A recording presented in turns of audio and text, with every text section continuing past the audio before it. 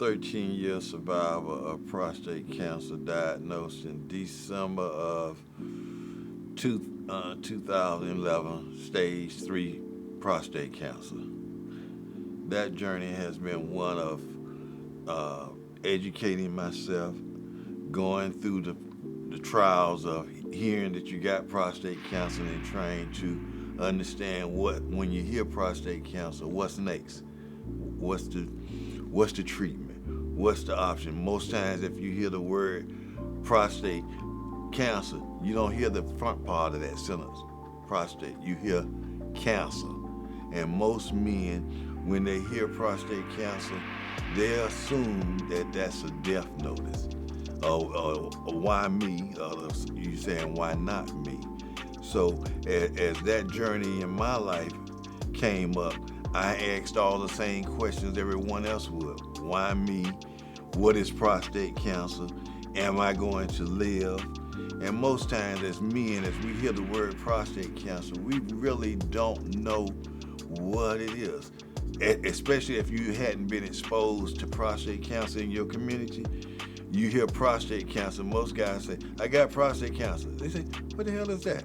You know, they don't know that part of the organ, that part of the body. They just know it's in number one area. So we have to educate ourselves as what does the prostate serve? It don't do nothing but make sperms and babies. That's it. So, you know, then you say, well, what do I do? Well, you have to do your homework as you talk to your provider, your primary, your oncologist. When they tell you that and they say they want to do a PSA, a blood test, or they want to do a digital rectal, you know, and you on the table, you say, what's that? And the man say, I'm going to put my finger back there. And you say, oh no, that ain't going there. But you know, these are the steps that you have to go through to find out. You know, you might say, well, what is the symptoms? The symptoms of prostate cancer is, you know, hey man, I'm getting up at night 3, 4, 5 times going to the bathroom. I got some pain in my back, you know, a little pain in my stomach.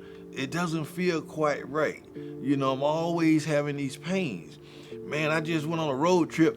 Hell, I went 30 miles and had to pull over and piss again. Then I had to, these are warning signs. But that doesn't mean you have prostate cancer. It could be enlarged prostate. But you don't know until you go to that urologist and they run these tests. Because when I got diagnosed at 53, I never heard of prostate cancer. I'm 66 now. And when I got that diagnosed, I didn't know nobody who looks like me, who had the disease, who I can go to.